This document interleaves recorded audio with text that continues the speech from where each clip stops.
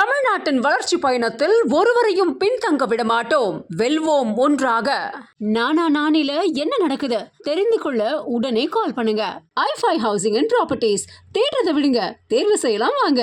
கால் 9962557557.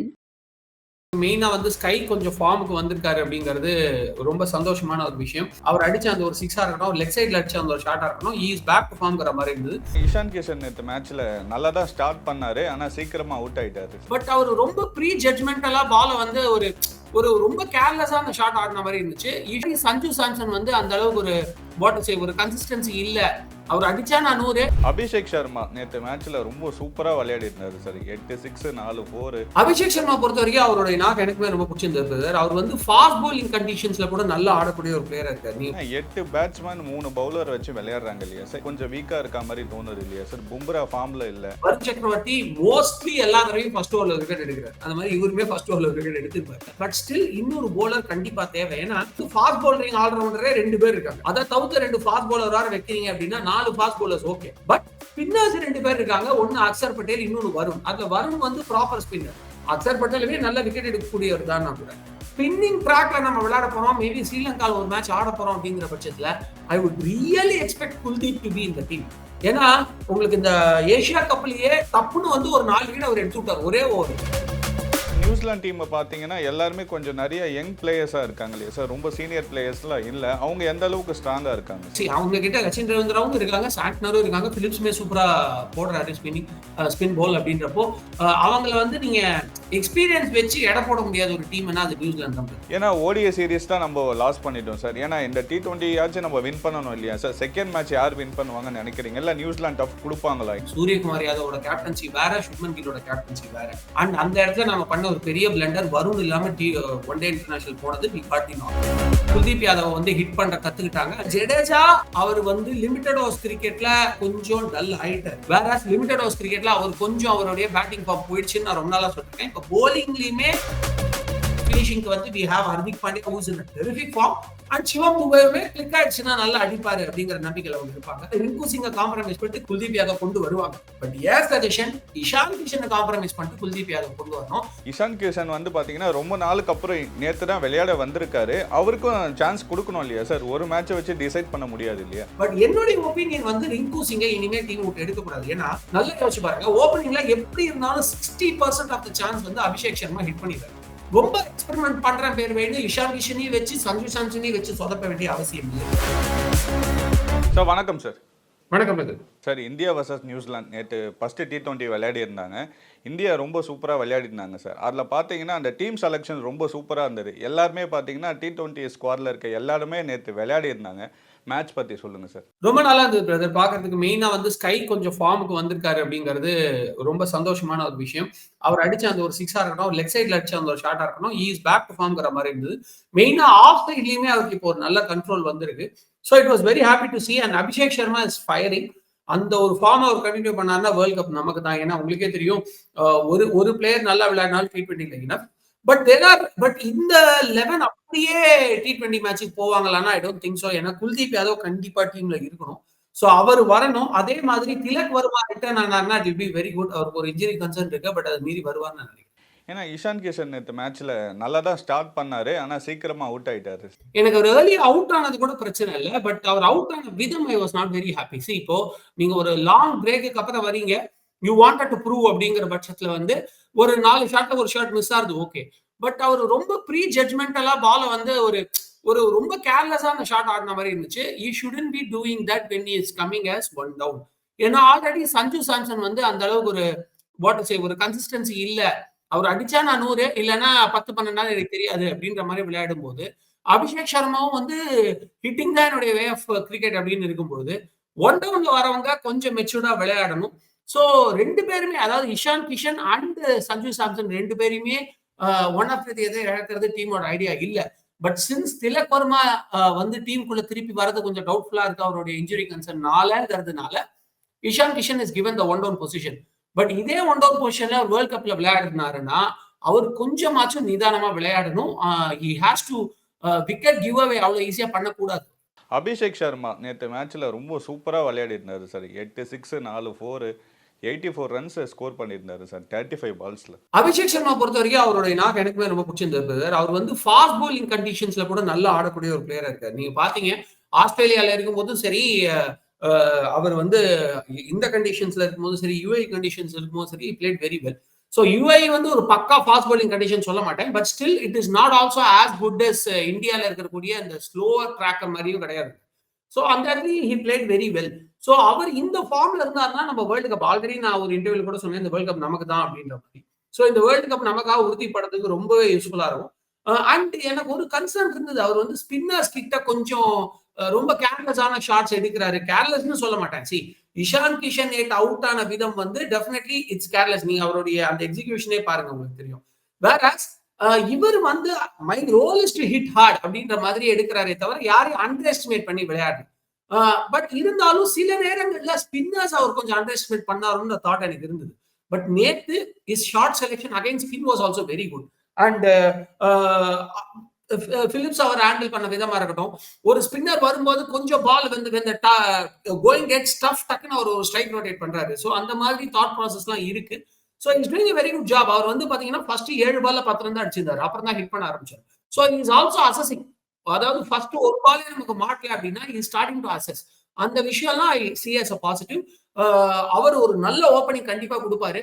அவர் கூட இருக்கிற பார்ட்னர் வந்து கொஞ்சம் கன்சிஸ்டன்டா விளையாடக்கூடிய ஒரு ஆளா இருக்கணும்னு. இப்போ இந்தியன் டீம் பார்த்தீங்கன்னா 8 பேட்ஸ்மேன் 3 பவுலர் வச்சு விளையாடுறாங்க இல்லையா சார்? இது சரியா தான் இருக்குமா, இல்லை இன்னொரு பவுலர் ஆட் பண்ணா ஏன்னா பவுலிங்ல கொஞ்சம் வீக்கா இருக்க மாதிரி தோணுது இல்லையா சார்? பும்ரா ஃபார்ம்ல இல்லை. பும்ரா ஃபார்ம்ல இல்லங்கிறத விட நேத்து it was an experiment brother. அவரை கொஞ்சம் லேட்டா டவுன் தி ஆர்டர் இறக்கி அவரை வந்து ஒரு லாஸ்ட் 10 ஓவர்ஸ் மட்டும் யூஸ் பண்ணலாம். ஏன்னா அப்பதான் ஹிட் பண்ணி வின்னிங் கொண்டு வர ட்ரை பண்ணுவாங்க, அந்த டைட்ல யூஸ் பண்ணலாம்னு பாக்குறாங்க. அது இன்ஃபேக்ட் நேத்துமே ஒரு கிளீன் கேட்ச் அவரோட போலிங்ல மிஸ் பண்ணாங்க. இல்லைன்னா அவர் ஃபர்ஸ்ட் ஓவர்லயே வழக்கம் போல ஒரு விக்கெட் எடுத்தார். வருண் சக்கரவர்த்தி மோஸ்ட்லி எல்லா தடவையும் ஃபர்ஸ்ட் ஓவர்ல விக்கெட் எடுக்கிறார். அந்த மாதிரி இவருமே ஃபர்ஸ்ட் ஓவர்ல விக்கெட் எடுத்திருப்பாரு. நீங்க நல்லா பாருங்க, அவர் போலிங் போடும்போது ஒரு குரூஷியலான கேட்ச் ஒன்று மிஸ் ஆச்சு. அதுதான் மேட்சே மாத்திச்சு. சோ அவர் அவுட் ஆஃப் ஃபார்ம்னு நான் சொல்ல மாட்டேன். பட் ரெண்டு போன வேர்ல்டு கப்ல பும்ரானாலே ஒரு மிரட்டல், ஒரு பயம் இருந்தது பாத்தீங்களா? அது இந்த வேர்ல்டு கப்ல இருக்காது. அது எல்லா போலர்ஸ்க்குமே போக போக அவர்களை எப்படி ஹிட் பண்ணுன்ற ஒரு ஐடியா வந்து வந்துரும். அது இப்ப இருக்கிற டெக்னாலஜில ஒவ்வொரு இடத்துலயும் வீடியோ பார்த்துட்டே இருக்காங்க.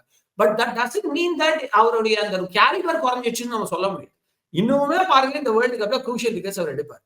சோ அதுக்காக நான் சொல்லல, பட் ஸ்டில் இன்னொரு போலர் கண்டிப்பா தேவை. ஏன்னா இப்ப நமக்கு வந்து ஃபாஸ்ட் பவுலரிங் ஆல்ரவுண்டரே 2 பேர் இருக்காங்க. அதை தவிர்த்து 2 ஃபாஸ்ட் பவுலர் வைக்கிறீங்க அப்படின்னா 4 fast bowlers okay. But spinners 2 பேர் இருக்காங்க. ஒன்னு அக்சர் பட்டேல், இன்னொன்னு வருண். அதுல வருண் வந்து ப்ராப்பர் ஸ்பின்னர். அக்சர் பட்டேலுமே நல்ல விக்கெட் எடுக்கக்கூடியவர் தான் கூட. ஸ்பின்னிங் ட்ராக்ல நம்ம விளையாட போறோம், மேபி ஸ்ரீலங்கால ஒரு மேட்ச் ஆட போறோம் அப்படிங்கிற பட்சத்துல I would really expect Kuldeep to be in the team. ஏன்னா உங்களுக்கு இந்த ஏசியா கப்லயே தப்புன்னு வந்து ஒரு 4 விக்கெட் அவர் எடுத்து விட்டார் ஒரே ஓவர்ல. அந்த மாதிரி நிறைய கண்டினியூஸ் பிரேக் த்ரூ கொடுக்கக்கூடிய ஒரு எபிலிட்டி உள்ள ஒரு பிளேயர். அதனால surely we need Kuldeep into team. எனக்கு தெரிஞ்சு யாராவது ஒரு பேட்ஸ்மேனை கூட நம்ம கொஞ்சம் லோயர் டவுன் தி ஆர்டர், ஏன்னா Hardik Pandya lower down the order சூப்பரா விளையாடுறாரு. Shivam Dube has to improve. But அவருக்கு எபிலிட்டி இருக்கு. அவர் போலிங்லயுமே கொஞ்சம் நல்லா பண்றாருன்றதுனால அவரை நம்ம டோட்டலா ரூல் அவுட் பண்ண முடியாது. சோ ரிங்கு சிங்கை ரீடைன் பண்ணிட்டு மேபி இஷான் கிஷனை ரெஸ்ட் பண்ணலான்றது என்னுடைய thought process. In case Tilak Varma விளையாட வரலைனாலும் அப்படி பண்ணிட்டு குல்தீப்க்கு ஒரு சான்ஸ் கொடுத்தோம்னா we will have another spinner in our side. ஆனா இப்போ நியூசிலாந்து டீமை பாத்தீங்கன்னா எல்லாருமே கொஞ்சம் நிறைய யங் பிளேயர்ஸா இருக்காங்க இல்லையா சார்? ரொம்ப சீனியர் பிளேயர்ஸ்லாம் இல்ல. அவங்க எந்த அளவுக்கு ஸ்ட்ராங்கா இருக்காங்க சார்? இல்ல அப்படி நீங்க சொல்ல முடியாது. அவங்க கிட்ட ரச்சின் ரவீந்திராவும் இருக்காங்க, சாண்ட்னரும் இருக்காங்க, பிலிப்ஸுமே சூப்பரா போடுறாரு ஸ்பின் பால் அப்படின்றப்போ அவங்கள வந்து நீங்க எக்ஸ்பீரியன்ஸ் வச்சு எடை போட முடியாத ஒரு டீம்னா அது நியூசிலாந்து தான். ஓகேங்களா? நீங்க பாத்தீங்க, நானுமே சொன்னேன், நம்ம சேனல்லே சொன்னேன், we might win it 3-0 அப்படின்னு ஒன் டே சொன்னேன். பட் 2 மேட்ச் தோக்கடிச்சு சீரிஸே ஜெயிப்பாங்க யாருமே எதிர்பார்க்கல. அப்கோர்ஸ் அது வந்து 100% வந்து நம்ம டீம் பிளேயர்ஸ் சரியா விளையாடல. And there was a magician inside. இவர் வந்து டாரல் மிச்சல் எக்ஸலண்டா விளையாடு. அதாவது T20 மேட்ச்ல ஒரு பிளேயர் நல்லா விளையாடினாலும் மேட்ச் ஜெயிக்க முடியும் நம்ம பல பேர் சொல்லிருக்கோம். ஆனா ஒன் டே மேட்ச்லயுமே அப்படி பண்ண முடியும். ஆனா கூட சப்போர்ட்டுக்கு ஒரு ஆள் தேவை அப்படின்னாங்க. 2 யங்ஸ்டர்ஸ், ஒன்னு எங்க இன்னொருத்தர், அவங்க 2 பேருமே வந்து மாத்தி மாத்தி சப்போர்ட் பண்ணாங்க. And he did a wonder. So அதெல்லாம் வந்து ஒரு எக்ஸெப்ஷனல் கேஸ் நான் சொல்வேன். இருந்தாலும் நம்மளுடைய Indian team they didn't play very well in one day internationals. Gill definitely has to be removed from captaincy. ஏன்னா அவர் வந்ததுல இருந்தே அவருடைய கேப்டன்சி எதுலயுமே எனக்கு தெரிஞ்சு நாம ஜெயிக்கல. ஒண்ணே ஒண்ணு மட்டும் தான் டிரா பண்ணோம். அந்த அளவுக்கு அவரோட கேப்டன்சி, அவருடைய போலிங் கொடுக்குற ஆர்டர்ஸ், ஃபீல்ட் பிளேஸ்மெண்ட் எல்லாமே கொஞ்சம் புவரா தான் இருக்கு. மோரோவர் ஒரு தேவையில்லாத பிரஷர் அவருக்கு when we have shares here in hand. சரி, அது தனி டாபிக். பட் அந்த ஒரு கண்டிஷன் அழகா எக்ஸ்ப்ளாய்ட் பண்ணி சூப்பர்பா பார்ட்னர்ஷிப் போட்டு ஜெயிச்சாங்க நியூசிலாந்து. சோ அவங்களுமே ஃபார்ம்ல தான் இருக்காங்க. அவங்க எதிர்பாராத விதமா யங் பவுலர்ஸ் நல்லா கான்ட்ரிபியூட் பண்றாங்கன்றது சூப்பரான விஷயம். சோ அது வந்து அவங்களுக்கு வல்னரபிலிட்டியா நான் பார்க்க மாட்டேன். அது ஒரு ஆப்பர்ச்சுனிட்டியா தான் நான் பார்க்கறேன். Because they are doing well. ஏன்னா ஓடிஐ சீரிஸ் தான் நம்ம லாஸ் பண்ணிட்டோம் சார். ஏன்னா இந்த T20 ஆச்சும் நம்ம வின் பண்ணணும் இல்லையா சார்? செகண்ட் மேட்ச் யார் வின் பண்ணுவாங்கன்னு நினைக்கிறீங்க? இல்ல நியூசிலாந்து டஃப் கொடுப்பாங்களா இந்த சீரிஸ்லயே? பிரதர், மேக்ஸிமம் 4-1 இல்லைன்னா 5-0. நான் வந்து அதுலயுமே அப்படிதான் எக்ஸ்பெக்ட் பண்ணேன். 3-0 எக்ஸ்பெக்ட் பண்ணேன். பட் அது நடக்கல. அதனால இதுலயும் நடக்காதுன்னு நினைக்காதீங்க. அது வேற டீம், இது வேற டீம். சூரியகுமார் யாதவோட கேப்டன்சி வேற, சுப்மன் கில்லோட கேப்டன்சி வேற.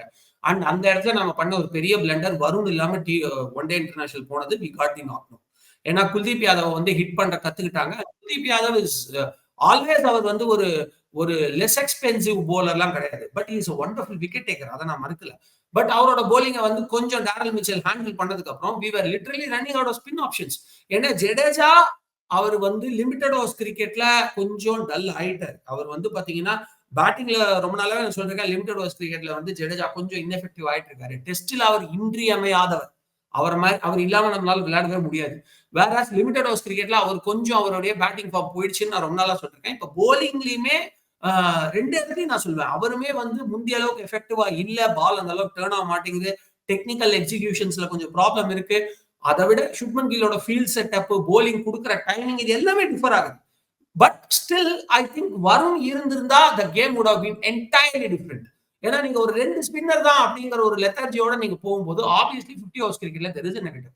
அதனால இங்க அந்த கண்டிஷன் கிடையாது. ஏன்னா நம்ம வந்து 1, 2 இப்ப 2 ஸ்பின்னர் வச்சிருக்கோம். But definitely when we go on to the actual World Cup tournament நம்ம 3 ஸ்பின்னர்ஸோட போவோம்.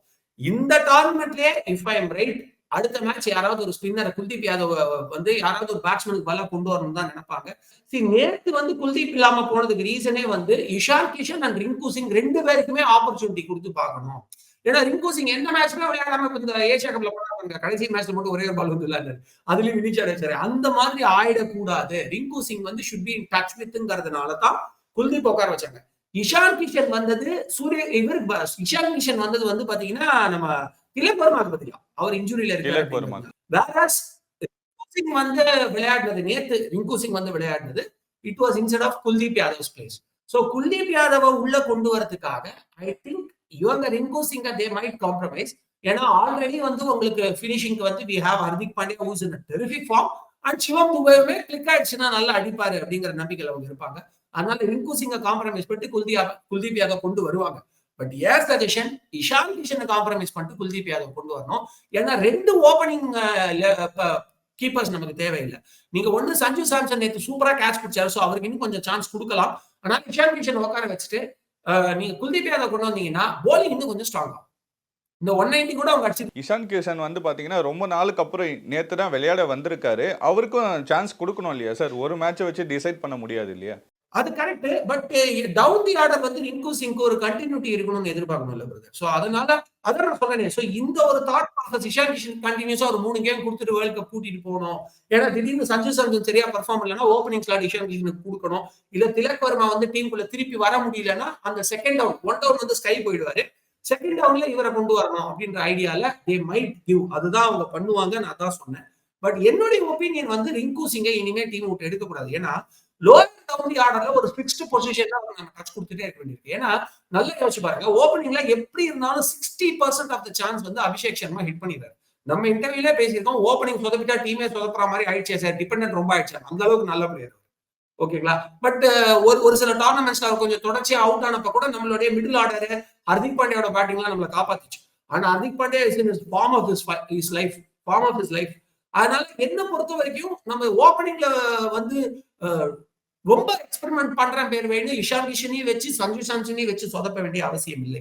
And Ishan Kishan is not that kind of player like நீ கொஞ்சம் சான்ஸ் கொடுத்தா தான் நான் வந்து ஹிட் பண்ணுவேன் அப்படிங்கிற மாதிரி இல்ல. அவர் ஆல்ரெடி இந்தியாவுக்காக விளையாடி ஒரு 200 அடிச்சிருக்காரு. அது மட்டும் இல்லாம இந்தியன் கண்டிஷன்ஸ் தான் நடக்க போகுது வேர்ல்டு கப்ங்கிறதுனால டூ மச் ஆஃப் பிரசன்ஸ் அவருக்கு வைக்கணும்னு அவசியம் இல்லை. மேபி நான் என்ன சொல்லுவேன்னா, குல்தீப் யாதவ் திருப்பி டீம்ல கொண்டு ரிங்கு சிங் அப்படியே வச்சுட்டு ஒரு 2 மேட்ச் ஜெயிச்சதுக்கு அப்புறம் அடுத்த 2 மேட்ச் மறுபடியும் நீங்க இஷான் கிஷனை கூட்டிட்டு வரலாம். ஏன்னா குல்தீப் யாதவ் இன் டச்ல இருப்பாரு. சீரீஸ்மே கான்பிடண்டா ஜெயிச்சிருவோம். நல்லா புரிஞ்சுக்காங்க, சீரீஸ் நம்ம ஜெயிச்சே ஆகணும். ஏன்னா உள்ள போகும்போது தோல்வியோட போக முடியாது. சோ இந்த சீரீஸ் நம்ம ஜெயிச்சிட்டோன்ற பட்சத்துல நீங்க திருப்பியுமே கூட இஷான் கிஷன் கொண்டு வந்துட்டு குல்தீப் யாதவ் உட்கார வைக்கலாம். அந்த ஒரு எக்ஸ்ட்ரா ஸ்பின்னர் இல்லைனாலும் பரவாயில்ல. So I would suggest Rinku Singh மேல கை வைக்க கூடாது. ஏன்னா லோயர் டவுன் தி ஆர்டர் நல்லா ஃபிக்ஸ் ஆகணும் நமக்கு. ஓப்பனிங் ஆல்ரெடி கொஞ்சம் ஸ்ட்ராங்கா தான் இருக்கு. ஐதர் சஞ்சு ஆர் இஷான் கிஷன் கொஞ்சம் ஃபிக்ஸ் ஆயிட்டாங்கன்னா ஓப்பனிங் வேற லெவல். அண்ட் ஒருவேளை திலக் வர்மா வந்துட்டாருன்னா மிடில் ஆர்டர் என்ன சொல்றது டாப் ஆர்டர்ல இன்னொரு பெரிய அடிஷன் இது. ஏன்னா அவர் வந்து இந்த இன்னிங்ஸோ ஆங்கர் இன்னிங்ஸோ ஆடக்கூடியவர். And SKY is also in form. So என்ன பொறுத்த வரைக்கும் ரிங்கு சிங்க ஸ்டேபிளா வைக்கணும். சார் வருண் சக்கரவர்த்தி பார்த்தீங்கன்னா எல்லா மேட்ச்லயுமே நல்ல பவுலிங் போடுறாரு, நல்ல விக்கெட் எடுக்கிறாரு. அவர் பவுலிங் பத்தி சொல்லுங்க சார். இல்ல அந்த மிஸ்ட்ரி ஸ்டில் கண்டினியூஸ் பிரதர். நடுவுல கொஞ்சம் வந்து அவர் வந்து அவரோட மிஸ்ட்ரி மிஸ் ஆயிடுச்சு. அவரை ஹிட் பண்ண ஆரம்பிச்சிட்டாங்கன்னு பயந்தாங்க. பட் அந்த ஒரு இதை அவர் கரெக்ட் பண்ணிட்டார் அந்த ஒரு ப்ராப்ளம்.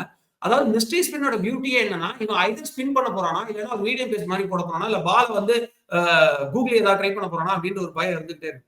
பட் இந்த இடத்துல அவர் என்ன பண்றாரு ஒரு பேட்டர்ன் வச்சிருந்தாரு. இந்த பாலுக்கு அப்புறம் இந்த பால் அந்த பேட்டர்னை கரெக்ட் பண்ணிட்டாங்க. பட் இப்ப அவர் அந்த பேட்டர்னை மாத்தி விட்டாரு. சோ எந்த டைத்துல இந்த ஆர்டர்ல தான் போடணும் அப்படிங்கிறது இல்லாம பேட்ஸ்மேனோடைய ஸ்டாண்டு அந்த பிச்சோடைய கண்டிஷன்ஸ் எல்லாம் பார்த்து அழகா அந்த ஆர்டர் மாத்துறாரு. அதனால ஸ்டில் கிவிங் தட் மிஸ்ட்ரி. எல்லா மேட்ச்லயுமே ஃபர்ஸ்ட் ஓவர்ல 90% ஆஃப் த டைம் விக்கெட் எடுக்கிறாரு. இல்லையா ஒரு ஃபர்ஸ்ட் ஓவரே கொஞ்சம் கம்மி ரன்னா போனா கூட ஒரு குரூஷியல் பிரேக் த்ரூ கொடுத்துறாரு. யார் நல்ல பார்ட்னர்ஷிப் போட்டுட்டு இருக்காங்களோ அந்த பார்ட்னர்ஷிப்பே இல்ல நல்ல பேட்ஸ்மேனை தூக்கி விட்டுறாரு. அதை ஒரு நேத்துமே பண்ணாரு. I think in this world cup he will be of a very very important momentum.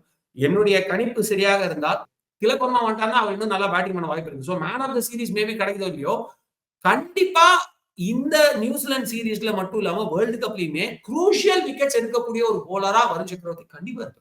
பார்க்கலாம் சார் நெக்ஸ்ட் மேட்ச்ல யார் வின் பண்றா. இந்த சீரியஸை கண்டிப்பா இந்தியா வின் பண்ணுவோம் நம்புவோம் சார். ரொம்ப நன்றி. நன்றி பிரதர். தமிழ்நாட்டின் வளர்ச்சி பயணத்தில் ஒருவரையும் பின்தங்க விட மாட்டோம். வெல்வோம் ஒன்றாக. நானா நானில என்ன நடக்குது தெரிந்து கொள்ள உடனே கால் பண்ணுங்க. i5 housing and properties. தேடுறதை விடுங்க, தேர்வு செய்யலாம் வாங்க. கால் 9962 557 557.